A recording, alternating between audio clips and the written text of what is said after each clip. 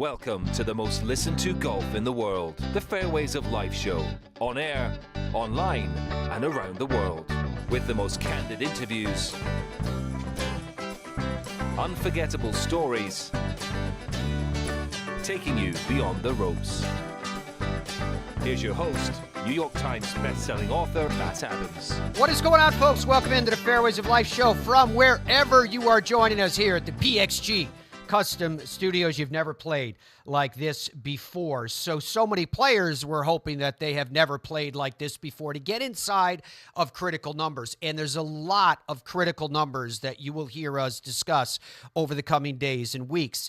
The top 30, the top 50, the top 70, the top 100, each of those numbers distinctive in their own right.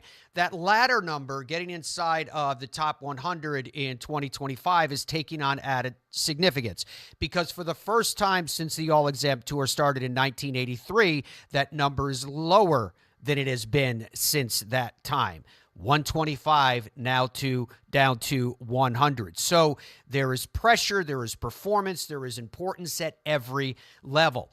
What you do along the lines of trying to accomplish, whether you keep your card, whether you get in the Tour Championship, whether you get into the signature events, whether you make the FedEx Cup playoffs, etc., all critically important. Take, for example, Patrick Fishburn.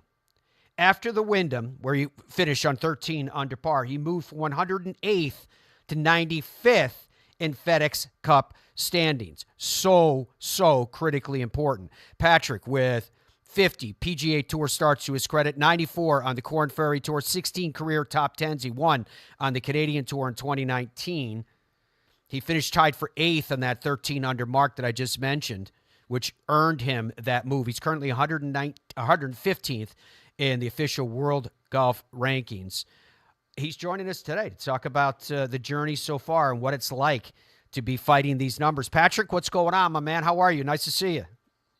Good morning. Thanks for having me on. Pleasure. All right, so what is it like as you're coming into the waning moments of a PGA Tour season? You know that you have to perform, and in your case, you were outside the number going into the Wyndham Championship. What are the emotions? What's going through your mind? Yeah, it's very stressful. Like you mentioned, the cards have been cut from 125 to 100, and so there's just that much added pressure. And it's the dream. It's been the dream of mine to play on the PGA Tour since I was probably 8 years old, and so trying to hold on to that dream, stay out there. It's the goal. And the competition is so good.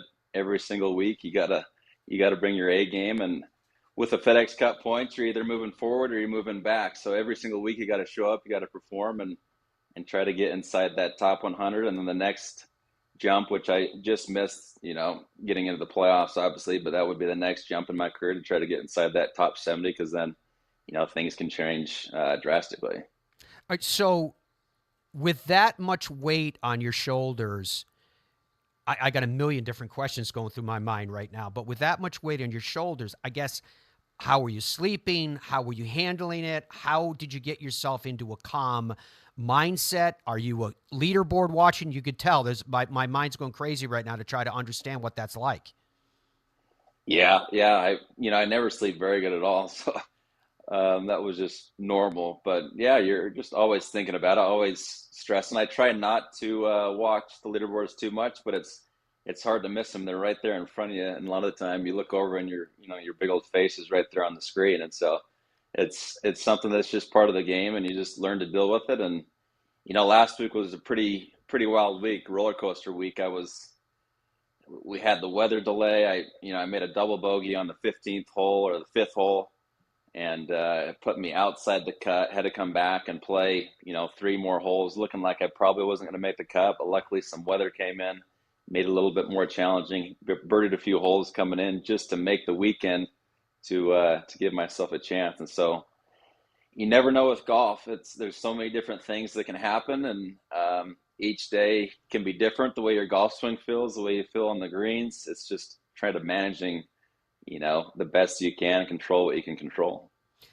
Patrick, where do you go to control what you can control? Is it breathing? Is it meditation? Is it taking it one shot at a time? I'm not trying to be trite. I'm just trying to understand in your mind and in your heart, How do you control all these factors so that you can do what you need to do? Like you mentioned, after the double, how do you make sure that you score the birdies that you need to make coming in to get into the right position?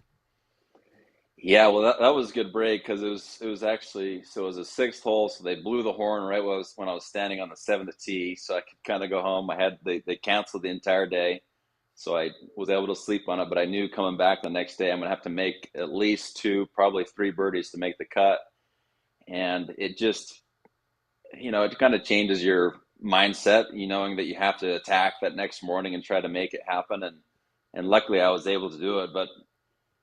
For me, my process is, I try to work out. They're not even really golf lifts. My caddy makes fun of me. He says they're kind of prison lifts, but I try to do these things every other day. So my body, so my hands and my, arms try to feel the same. And then work on the mental side of the game. I've been doing a lot more of that the last several weeks. And the last several weeks, I think I've made 6 of the last 7 cuts. My results have been so much better. And just train the mind, the way that you talk to yourself, the way that you, after the rounds, writing the things that went well in journals and really focusing on the strengths, and then just controlling what you say out there and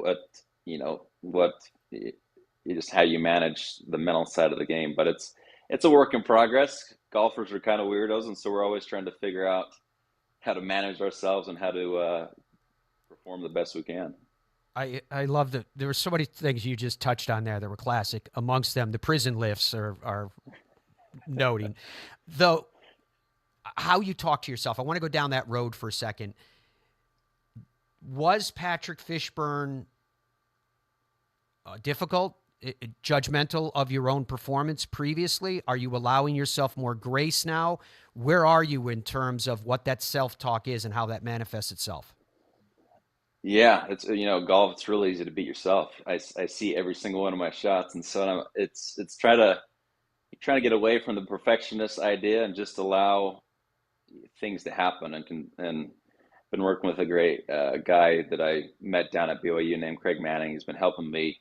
He calls it proactive self-talk, rather than letting those negative thoughts and sayings come out and different things like that, and then.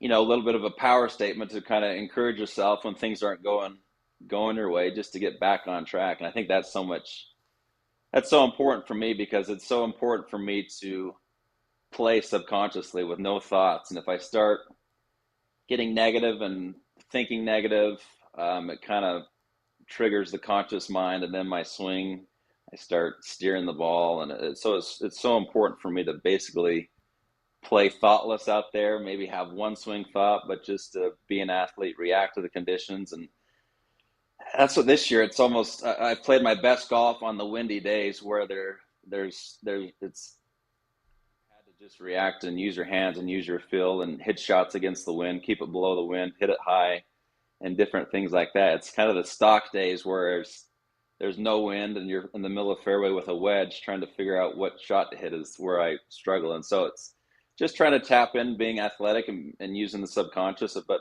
controlling the dialogue in your head. We're out there for 5.5 hours, and there's a lot of walking and there's a lot of time in between shots. So it's really important what you do after your shot and in between shots. It's fascinating stuff, because it sounds very much like you're a bit of an artist, Patrick, that when you react to target, you're playing better than when you're just trying to play golf swing, for example, or as you mentioned, the negative thoughts, when you can keep them at bay. You mentioned a power statement.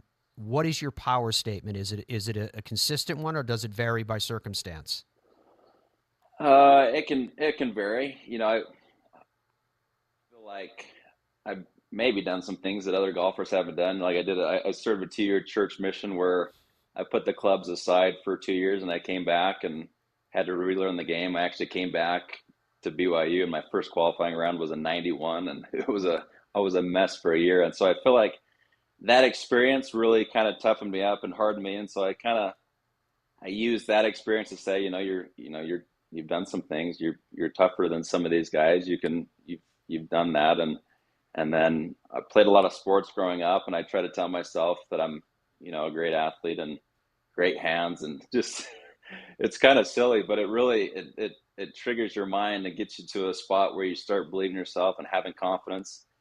It's easy to think well, obviously, when things are going well, and so these are some of the things I try to tap in when they're not, to try to rewire the system and get things going in the right direction. Patrick, I think it's fascinating, and I mean, it may feel a little silly to you to be speaking about it out loud, but I can guarantee you there's people watching you all over the world right now going, maybe I could be doing a little bit more of that instead of hitting an errant shot and declaring to the world that I'm the worst ever to fill in the blank here, right? So I want to continue that conversation with you. I do want to ask you about your mission for 2 years, stepping away from the game, coming back into it, shooting that 91 the first time you were back, maybe thinking, did I give it all away? And did you give it all away for a higher calling? And is there merit to that too? So we have more to go through with Patrick Fishburn as we're talking about these trials, these tribulations, the challenges that the best of the best face. And yes, that challenge got even tighter this year because keeping your card, keeping your job, if you please, on the PGA Tour got tighter now than it's been in, well, over 40 years. Our conversation with Patrick Fishburn continues as the Fairways of Life show does right after this. In a world-class field, when the wind howls and every shot demands everything, it takes skill, creativity, mental toughness, an unwavering trust in your equipment. In Scotland's fiercest conditions, Gotterup trusted his Tour BX with mindset. Because every shot counts, he chose Bridgestone. Congratulations, Chris Gotterup. Bridgestone Golf, the #1 ball fitter in golf. FlightScope Mevo Plus is the ultimate indoor and outdoor golf launch monitor and simulator. It gives you the club and ball data you need with the accuracy you demand. Mevo Plus comes with ownership of simulated golf courses for you to play and practice at home. Mevo Plus is an essential golf partner to help you improve and understand your game better.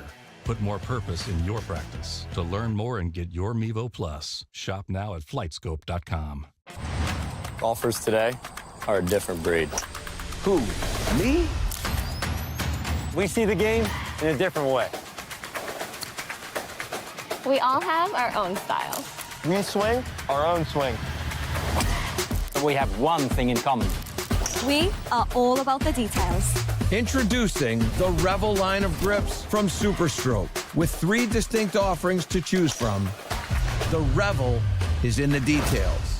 Our journey began with a simple yet powerful vision to provide the world with the highest quality Virginia-type peanuts. The Hubbard Peanut Company, where quality and tradition meet to create an unforgettable experience. Visit hubspeanuts.com to explore our full range of products and place your order today.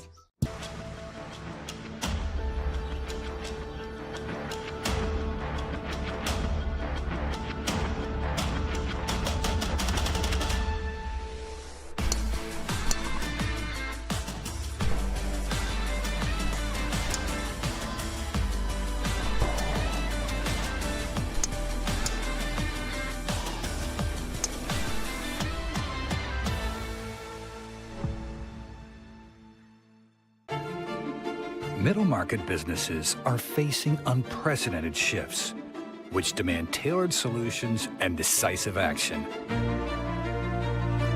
RSM stands as the unwavering leader of the middle market, empowering you to take charge of change and conquer this era of transformation. RSM. Experience the power of being understood.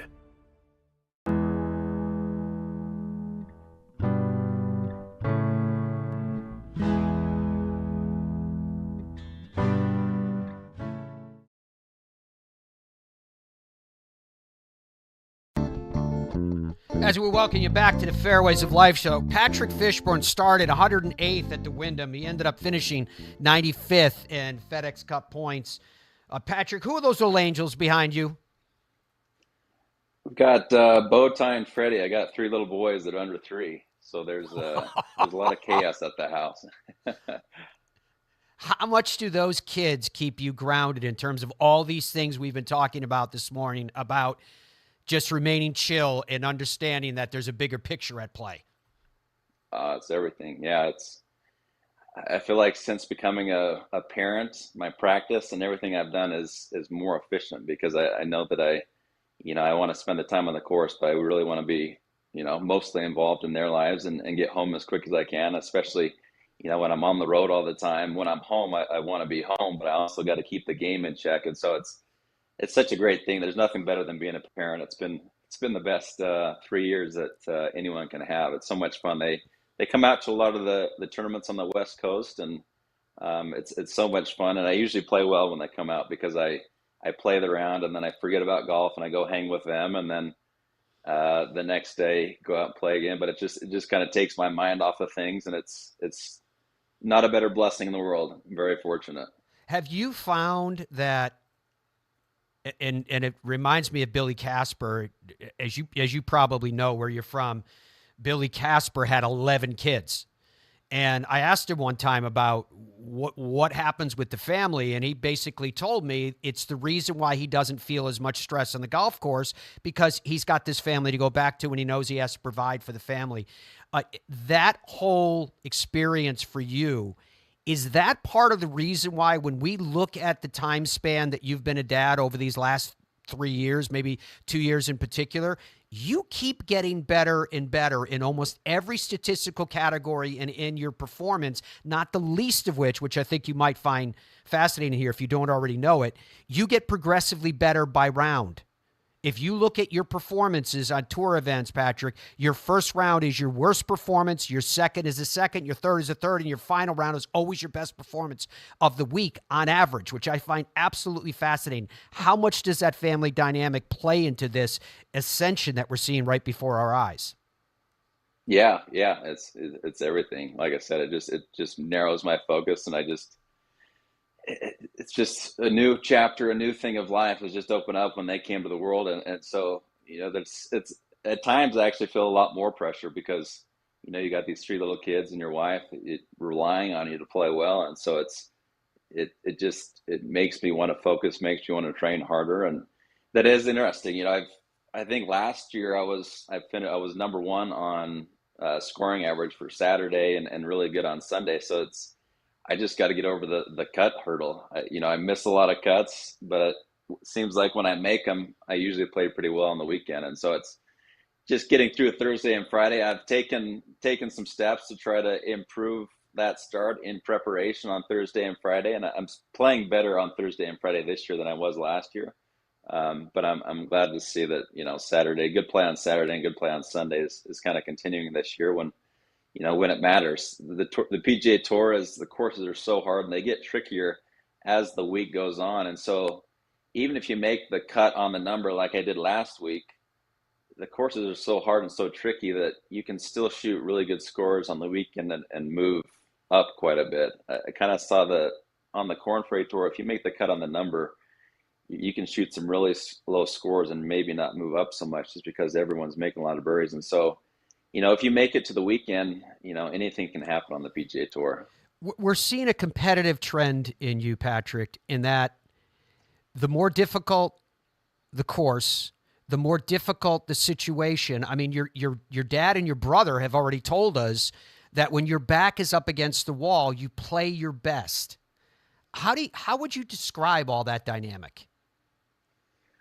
I don't know. It's been strange. There's been lots of scenarios like my first year in Canada, I had to win the last event to make it to the Corn Ferry Tour. I went in there, I won the event. On the Corn Ferry Tour, I had the long season. I had to take a top 5 that very last event to keep my card. I took a top 5. And then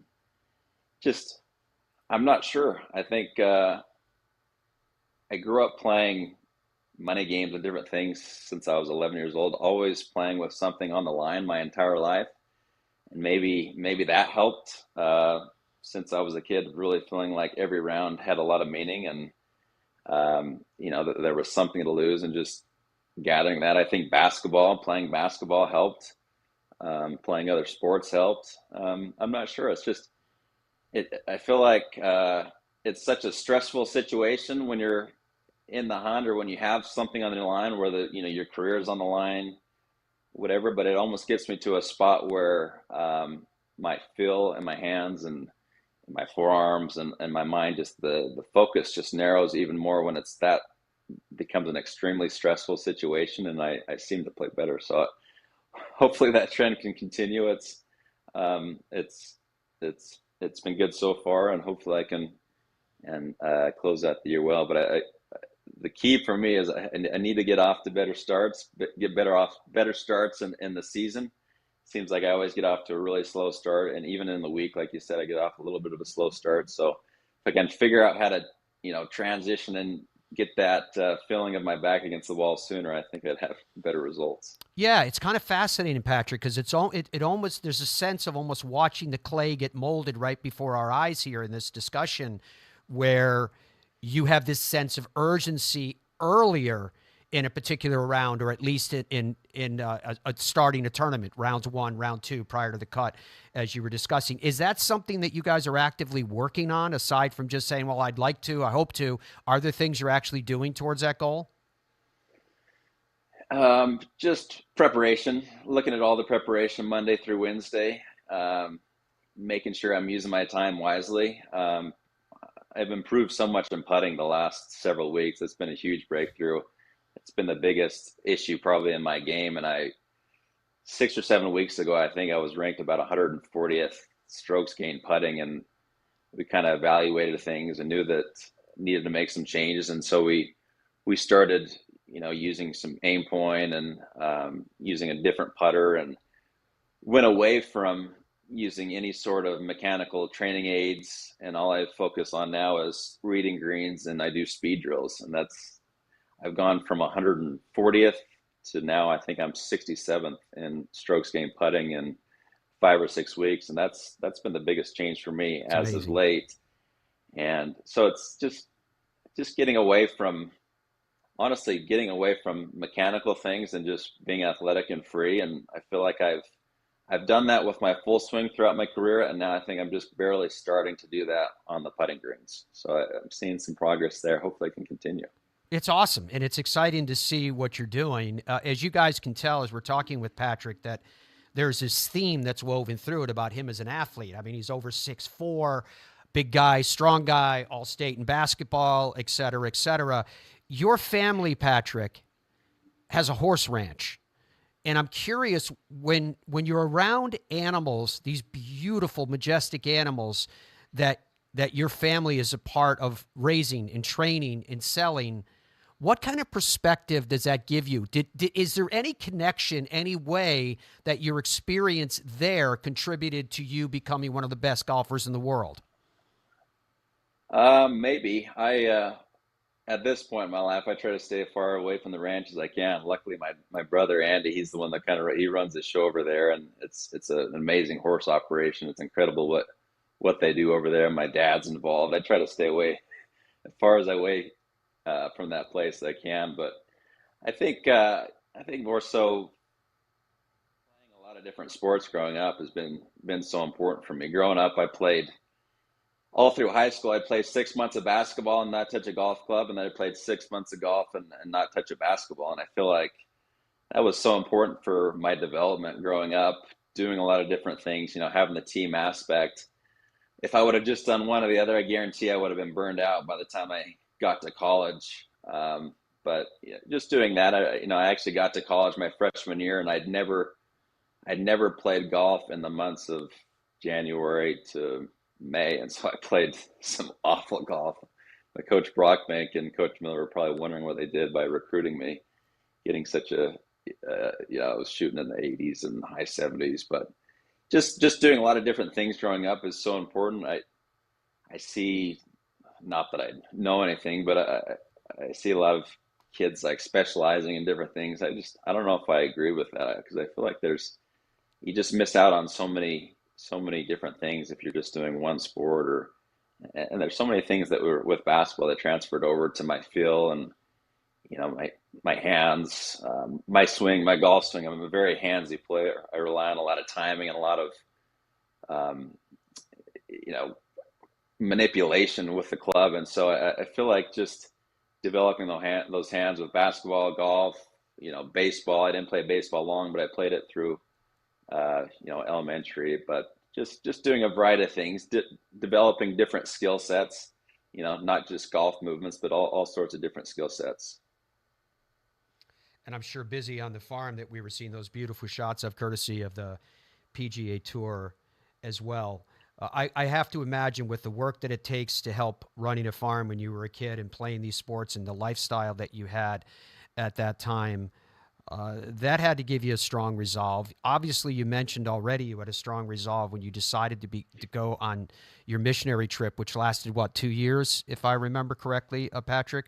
Why did you do it? What was the decision there, given where you were at that time? You were at the peak of your athletic prowess, including your golf game at that time, and you decided to make this very significant commitment in your life.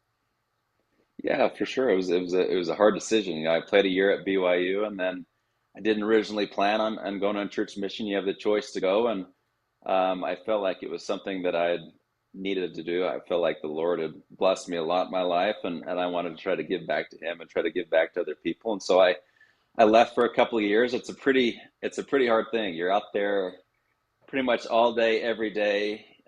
You're riding bikes. You're out in the middle of the sun. You're trying to talk to people. You're doing a lot of service. You're trying to teach people of Jesus Christ and help in any way you can in the community. And you pretty much do that every single day for 2 years. You have one day on Monday where you kind of do a little bit of your laundry. You can play some basketball and do some different things. But, the rest of the week, you're up sun up to sundown, and you call home. They've changed it now, but I called home on Mother's Day and Christmas. So you're pretty much detached from your family for a couple of years. And so that really makes you grow up very fast. And while you're on this church mission, you see a lot of people that are going through struggles and going through hard times. And that definitely puts your life in perspective, coming from, a nice place in Ogden, Utah, and you're going to different areas that people are really, down on your luck, and you're trying to help them. It just kind of opens your eyes to what the world is really like out there, that, there's people that are struggling. And you have, as a golfer, we're really selfish people. We're always worrying about ourselves, worrying about our own games. But for 2 years, I had 2 years of trying to focus on other people and help other people. And so I feel like that, it just really helped me as a person. But yes, when I came back, I was a terrible golfer. It took me months just to shoot in the 70s. It took me a year probably to shoot even par or better. But the mental side and the perspective and different things like that, without doing that 2-year mission, I know for sure I wouldn't have made it to the PGA Tour, because I feel like it helped the mental side of things, how I manage bad situations on the course. It's never really that bad compared to what's really going on in life for other people. And so there was so much that went into that has helped me. I took a few steps back, obviously, but was able to take a lot of steps forward and get to where I am today. How much are you looking forward to the FedEx Cup fall? I love playing in the fall. Last year, it was really important for my game, because I think I went in outside. I was probably 120th going into the fall, so it was really a kind of a stressful time. And, some of these courses I've played already, like the one in Napa, I went there. I'd already played quite a bit out there.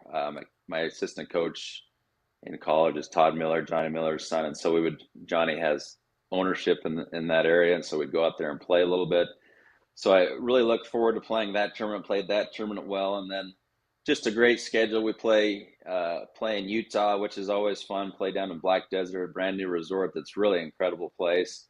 Really anxious to get down there and play in front of the home crowd. And it's going to be great. I love playing in the fall. I seem to play my best golf this time of year, and really looking forward to it. It's going to be fun. So many great stops the rest of the year, and very important, especially for us that are outside that top 70 number, that are vying for our cards and vying for position next year. It's so crucial, these last 7 events for us in the fall.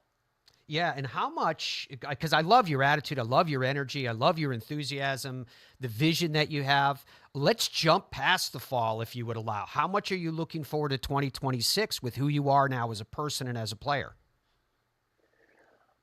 I think like you mentioned, I think I'm progressing every single year, from the Canadian Tour to the Korn Ferry Tour. Every year I'm making some progress on my game. And so I want to keep that momentum going. I want to make sure that I lock up that card for 2026, because I feel like I'm just starting to understand these golf courses, just starting to understand the way that the tour sets up the golf courses, the firmness, how it gets firmer as the week goes on. The intricacies to some of these courses. Some of these guys have been playing these courses for 20 years. And so when you show up to a spot, you feel like you're a little bit behind. And so getting that third year out there, I feel like I would see a big jump forward, knowing just understanding things a little bit better each year. And I'm most excited about the progress that I've made on the greens. I feel like this could open up a new level to my performance on the course, just having a putter and having a practice method, something that I can rely on that's consistent week to week. I've been a very streaky putter, but I'm starting to see some consistent results that will take a lot of stress off my game. I've relied on hitting it close, hitting on the par 5s and 2 to make birdies, but now I can see a few more putts from beyond 20 feet going on, 15 footers. Just takes a lot of stress off the game if the putter can cooperate. I love it. I love the whole theme of taking stress off across the board, everything that we've been talking about today. How about sponsors, Patrick? Who have you lined yourself with? I'm so lucky. A lot of my sponsors are actually from this Ogden area. It's such a great community for me to grow up in. I have so many people that have backed me. I don't know if there's a professional golfer that gets more support from his community than I do here in Ogden, Utah. And so great companies, local companies that help me, support me through thick and thin, and I'm very lucky. And I grew up playing at Ogden Country Club, where they just had the Corn Ferry event. So it's a very tight-knit community here in Ogden and in Utah. And so I'm very lucky to have so many sponsors and so many great people that are willing to take a chance on me. It's awesome, man. All right, the last thing I want to ask you today, and we've touched on this in so many different ways, but I'm going to ask you in a different perspective, if you'd allow. There are so many people watching us right now, whatever it is, the hope, the dream that they hold in their heart and mind. What message do you have to those people about perseverance and vision and execution and allowing yourself to be the artist instead of the tactician to accomplish your goals? What is your message to all of them? Wow, that's a great question. I don't know if I'm qualified to answer that, but I would just probably be kind to yourself. I think it's so easy to focus on the things that we don't do well, but I think there's so many things that all of us that are doing well and that we can improve on and just keep learning. I love studying the game. I love studying the mental side of the game, just self-mastery, finding ways that I can be a better father, be a better person. And I think everyone within us has that. We just gotta unlock that, but start with being a little nice to yourself and not always dwelling on the negatives, but enjoying life and being positive. There's so much good in the world. It's easy to turn on the TV and maybe see some negativity, but there's a lot of good people and a lot of good things going on. I'll tell you what, dude, you were a ray of sunshine. Patrick Fishburn, we wish you the very, very best moving forward. I know these are some very important weeks and months that still lie in store for you. We can't wait to see what's around the corner. Thank you for your time. Yeah, thank you for having me on. Enjoyed it. Appreciate it. Pleasure. All right, folks, so this idea of breaking through is so important. Bearing in mind that what we saw on tour just last week was a massive breakthrough for Cam Young. How did he do it? What's behind the numbers of what he accomplished? We all know the big number. He had 7 runner-up finishes on the PGA Tour and had not yet won. What changed? What was different? I want to go down that road with you and talk about some of the things that it may impact. I also want to congratulate our partner FlightScope with their new introduction into the world. It just came out yesterday, the Mevo Gen 2. The Mevo Gen 2 is a launch monitor and a simulator. I don't know how else to describe this thing other than to tell you that it is absolutely mind-blowing. This device uses multiple technologies, Doppler radar, the camera views, and has it all together for absolute accuracy. The beauty about this device, with everything that it measures, all of the data that comes back to you, and it's portable. This is whether you want to use it on the driving range, whether you want to use it at home as a simulator. Maybe you just have it set up as a net in your backyard. The amount of information that it can measure for you will blow your mind. And I know for those of you that are interested in this level of technology, you want to know your angle of attack. You want to know your ball speed. You want to know your club speed. You want to have tracing technology so that you can see how and where the ball flight is going. What's your apex, as an example? All of this data is available to you. It is easily within reach with the Mevo Gen 2. It is that unique. It is that special. And ready for this? It's available for just under $1,200 in the marketplace right now. And here's another thing that I'm amazed by. Once you unbox it, all of this data is available to you. It's not hidden behind paywalls. It is yours right out of the gate. Look at these data parameters. So congratulations to FlightScope. Their new Mevo Gen 2 is out right now. Log on to flightscope.com for more, and we will be back with more of the Fairways of Life show, going down that road we just talked about, the why that's behind so many stories, right after this. In Ireland, golf is more than just a game. Come and experience our world-famous links courses and our world-famous parkland courses, all set alongside world-famous scenery. And visit our world-famous historic sites. And while you're here, enjoy our world-famous hospitality. Fill your heart with Ireland at ireland.com/golf. Ben Hogan Golf Equipment is back. Established in 1953, we serve golfers who demand excellence of their equipment. Designed by the game's best engineers, forged in the world's best foundries, and built to order in the USA. Don't settle for off-the-rack disappointment. Elevate your game with custom clubs at direct consumer pricing. Exclusively at benhogangolf.com. That's benhogangolf.com. PXG is proud of our nation's heroes, like past and present military, law enforcement, firefighters, EMTs, nurses, and teachers. And it's no secret we give special pricing to all of our hero customers. It's also no secret that times are tough. And in our book, that makes everybody a hero. So now through August 31st, everybody qualifies for special heroes pricing on select clubs. Visit PXG.com now to learn more. PXG, you've never played like this before. Sure, this is golf, but so is this, and this, and this is definitely golf, and so is this. Hey, that's not golf. Oh wait, yeah it is. And no matter what your golf is, you're gonna need a store. No, a superstore. A place to get fit for a new club and walk out with it the same day. A place to find the perfect fit. A place to do whatever this is, because this is golf, and this is golf's superstore. What would your ultimate golf experience be like? Just you and a friend? Or would you round up some buddies for a foursome? Just one day? Or an entire week? There's a good chance your ultimate golf experience could be Michigan's magnificent 10. 10 incredible courses set among 3 remarkable resorts. See for yourself. Book your ultimate golf experience today.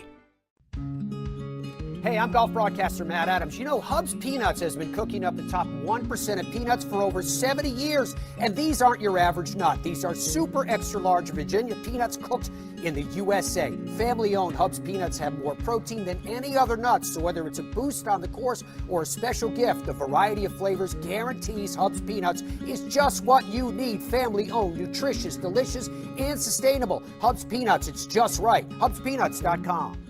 When you choose Newton shafts, you're choosing more than a product. You're choosing innovation, pride, and excellence right here in America. We pay attention to the minutest of details, and you can feel that in the performance of our shafts.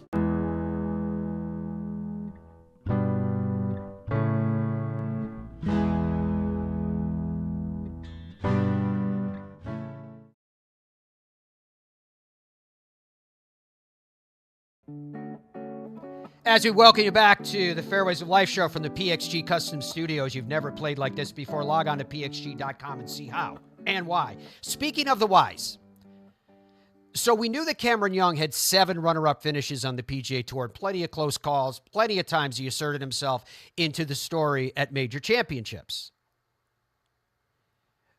But a lot of people didn't realize that those 7 runner-up finishes were the most of any player without a win going back to 1983. The significance of what he accomplished, he moved from 40th to 15th in Ryder Cup points. You're going to hear coming up, he'll talk about his position with the Ryder Cup. He's 16th in FedEx Cup points. He's 21st in the official World Golf rankings. He's only 28 years old, and that's one of the things that, and we should do this sometime in the show, where we have a broader conversation about young players in the game of golf to keep an eye on, because we get so swept up in it that sometimes we forget that there are players still in their 20s that are making a lot of noise. The chief amongst them, of course, would be Scottie Scheffler, who's 29 years old, still in his 20s. And there's plenty of others that we can have that discussion about, because that lends itself to where we're going down the road. Yeah, Ryder Cup teams, President's Cup teams, people who are going to contend for years to come. When we talk about Cameron Young and his 5 top 10s that he had just this season, what's fascinating to me is where you look at his performance, and this comes down to what I like to say is the why. What's the why behind what's going on? His putting average in 22 and 23, and I went to 22, 23 for no particular reason other than to just grab one for a comparison. Look at this graphic that Andrew put together. Strokes gained putting in 22, 23. He was ranked 158th on tour.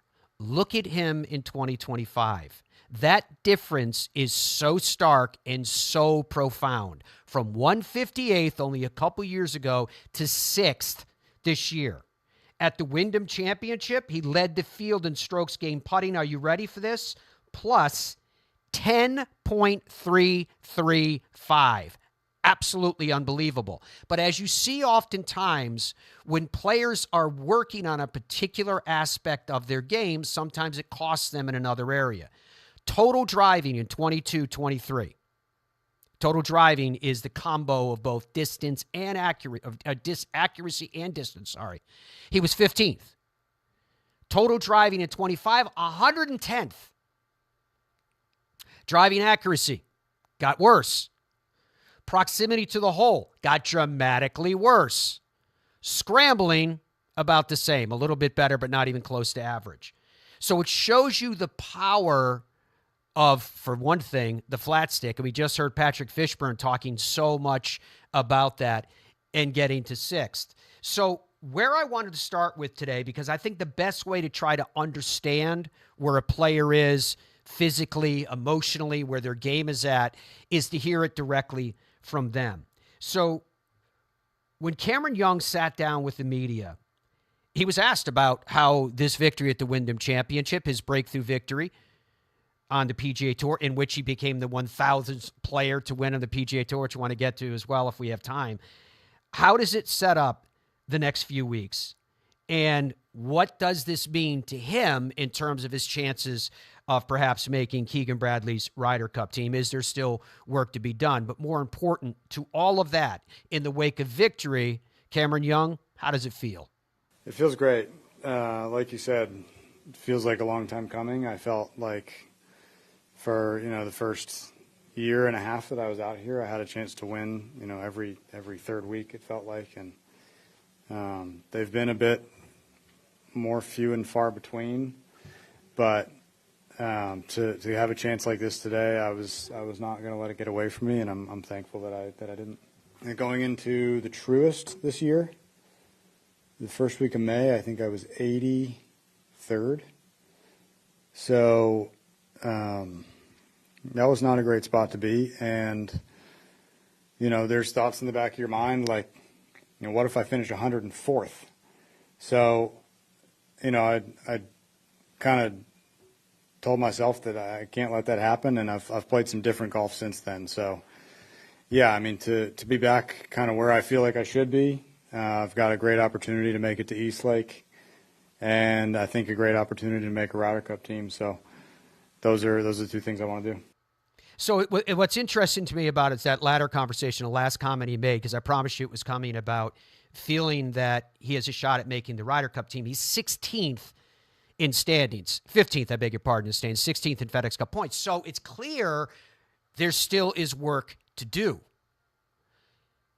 The question is, how much will Keegan Bradley and his team take a look at current form? So let's talk about his current form. Normally, when I talk about current form, we go back 5 events. I'm going to go back 6 for a specific reason, because the last 6 events for Cam Young: RBC Canadian Open tied for 4th, U.S. Open tied for 4th, Travelers tied for 52nd, the Rocket Classic tied for 46th. He missed the cut at the Open, and then he wins at the Wyndham. So how much you take into that, I think, is part of the consideration. At the very least, I think it would be safe to say, over the weeks that lie before us, and it's a very small sample that he has to make for Keegan Bradley with the BMW, he's got to do very, very well. I think he's going to need at least one more win and a high finish on top of that to really draw in that attention. Okay, one thing about Cam Young is that he always seems so stoic. Do you know what I'm saying? There was a bit of a cathartic moment when he finished. I thought so when he was talking to Amanda on Sunday and afterwards, where he said he didn't expect to be so emotional because he was knocking on the door a lot. But he was asked about, he has a 5-shot lead going into the final round. Were you nervous the night before? And then did the nerves impact you? Did you feel in that final round? Yeah, I mean, honestly, last night was no problem. It just we were out here early. We had to play 3 holes and then come back and play a whole round of golf. And by the time I got home, it was dinner, bed. So I really had no issue. This morning I was a little bit more nervous than I expected, but kind of just, did my usual stuff. And I was a little bit nervous starting out, and then by the time I made the second or third birdie, I was just ready to get it done. Yeah, I wasn't nervous at all. Those last bunch, I just kind of at that point had my foot off the gas, and frankly, I knew that I could make a couple bogeys, and it was just a matter of not hitting it anywhere that I could possibly make a double, which I didn't want to play that way, but at some point,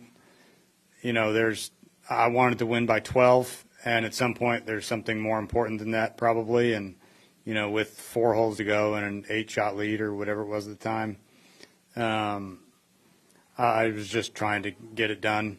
And, even though I had a couple putts for par, it was like the least stressful few holes probably of my career. Well, he did get it done. Congratulations to Cam Young breaking through and winning on the PGA Tour and becoming the 1,000th PGA Tour winner all time. Very cool number again. And what I love about that is it shows you how small the number of people are that have actually won on the PGA Tour when you think about it across the spectrum of the entire history of tour events. Congratulations, to Mayu Yamashita, who wins the AIG Women's Open, first win on the LPGA Tour, and that first win is a major. Pretty good place to start there. If we have time, I know we're getting short on time on today's show, but I'd love to hear from Lottie Woad too, because I feel like I was talking about this, I think it was last week's show, where I feel like we're on this edge, if we're not already thrust into a new golden age in golf with what we're seeing happening all around us. And I think Lottie is showing us amazing things. I want to talk about that if we have time when we come back. I want to talk about Jackson Koiven as well, the young amateur who played great at the Wyndham. Again, because I think these opportunities to discuss these young players give us a vision into the future. If you want a vision into your future of playing your very best golf, head to NewtonGolfCo.com. Newton Golf Shafts have an elongated bend profile, and that means that you're going to feel, perhaps for the first time in the history of you playing the game of golf, load at the top of your golf swing. That is where that energy is stored to smash into the back of the golf ball. There are a lot of reasons for it, and it speaks specifically to the way these shafts, all made in the USA, are designed. It is so unique, and it is taking the game by storm. Long drive champions, players on the PGA Tour champions, players, though, at every ability level. You may not need a new driver. What you may need is the right golf shaft. Check out NewtonGolfCo.com for more. Back with more after this. I got ball fit in 2000, went on a little run.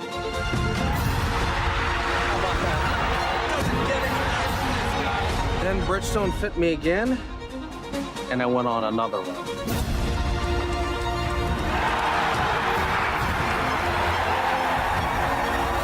I just got fit again for the new Tour BX.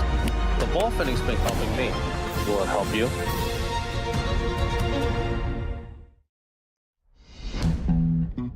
What does it take to be an original? Cam knows something about that. So does Chi-Chi, Charlie, and you get it. In 1955, we stepped onto the scene. Now a new generation of pros are wearing the most iconic styles in the game. The fit, the feel, the look. It's all an expression of you. Original Penguin. Here for the good times. Golfers today are a different breed. Who? Me?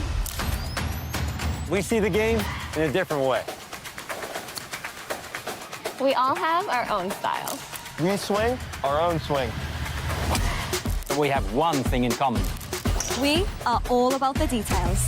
Introducing the Revel line of grips from Superstroke. With 3 distinct offerings to choose from, the Revel is in the details.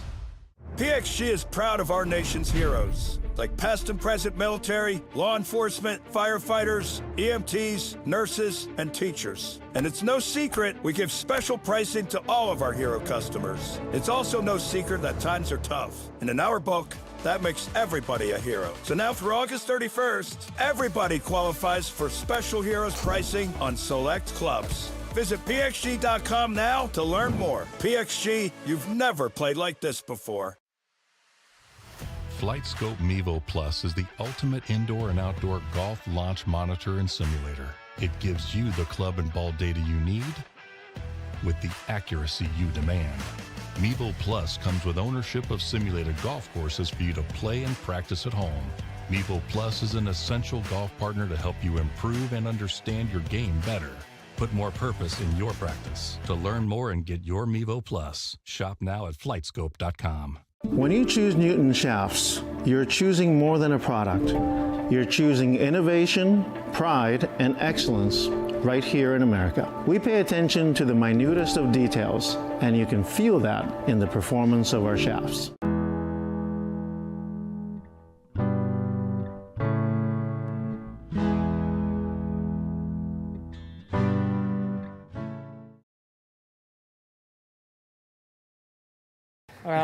I mean, it was pretty good overall.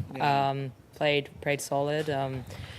Probably hit it better over the weekend. Just didn't really hold too many putts. But I mean, top 10's not. You can't complain too much. So yeah, overall good week. I mean, I don't think it affected my golf, but yeah, it was definitely a lot more attention, a lot more, eyes on me. Feel like I handled it pretty well overall, and was just sticking to my game and just trying to focus on the prep really and not let it distract me too much.